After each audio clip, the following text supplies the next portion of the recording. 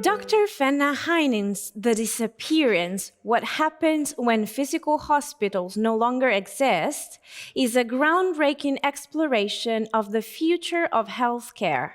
With a visionary outlook, Heyning imagines the role of hospitals shifting from traditional, isolated institutions to integrated hubs that transcend walls and seamlessly connect to the everyday lives of the patients.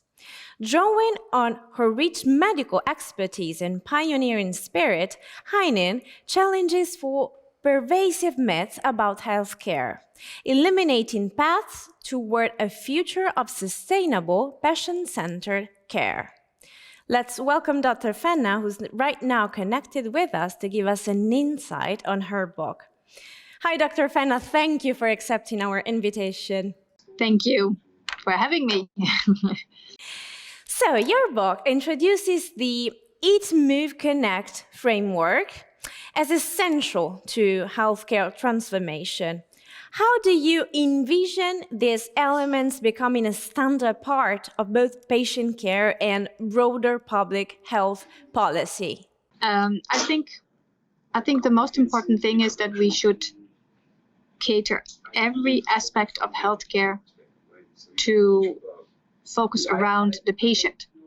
And patient-centeredness has become quite a fashionable buzzword, if I may call it that. But in practice, we always ask the patient to come to the doctor or to the hospital or to the care center.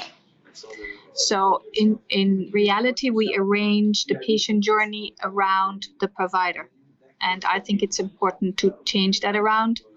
The healthcare journey should be focused around the patient.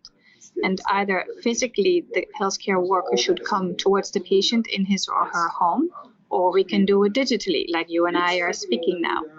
That's what we need to do in practice, not only on conferences, on stages, or in books. We need to do it for real. I must confess that I love the title of this book. The Disappearance is both provocative and futuristic. What inspired you to choose this as a central theme, and how do you see it resonating with current healthcare challenges? Thank you.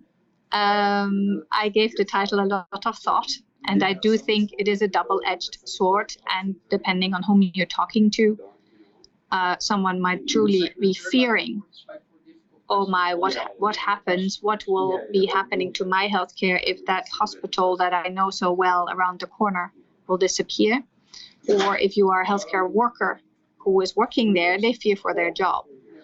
So their instinct is to protest and to say, no, this hospital needs to stay. And in my country, I think in many countries, politicians, mayors of cities, they are fighting to keep the hospital there.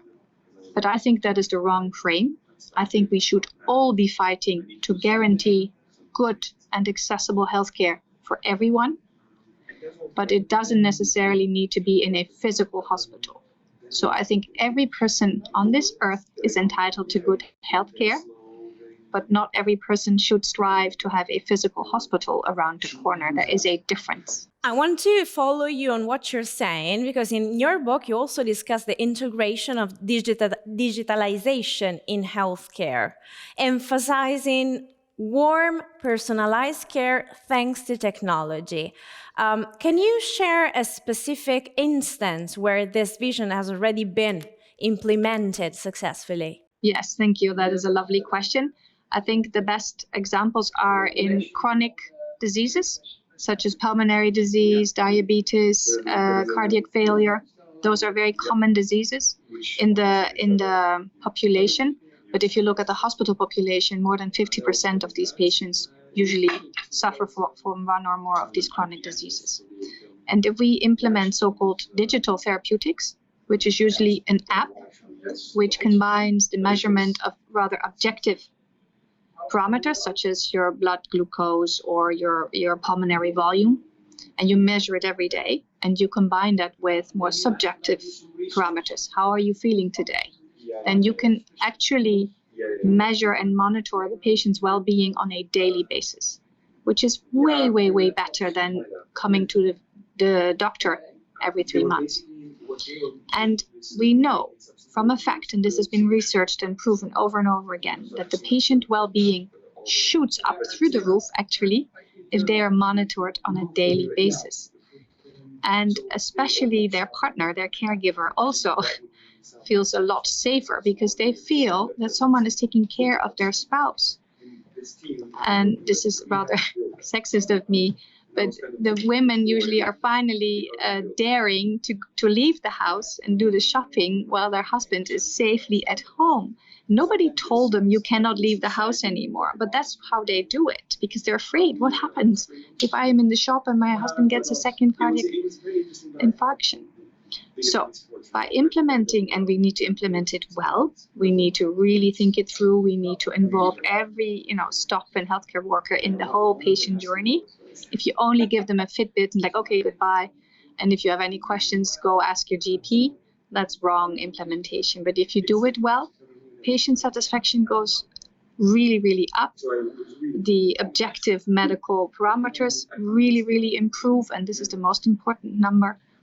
Secondary prevention, namely hospital admissions for that very disease, that chronic disease, are reduced by 50%, by half the hospital admissions, thanks to a digital therapeutic, which also saves costs. It's not a primary incentive to save costs, but it's a very nice side effect.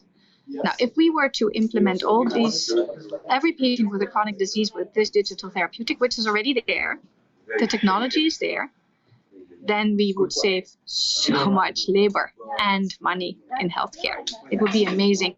It's so interesting, the concept, and a field where really digitalization and technology would be practical and helpful. Thank you, Dr. Fenna. Thank you again for your insight on the book, and of course, best luck with it.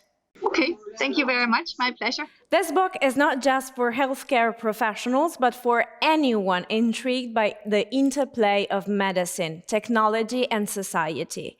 Her engaging narrative, coupled with tangible examples like the Eat, Move, Connect framework, empowers readers to rethink healthcare's role in their lives. The Disappearance, written by Dr. Fenna Heyning, is now available in bookstores and digital platforms. It's a publication by Eurobox.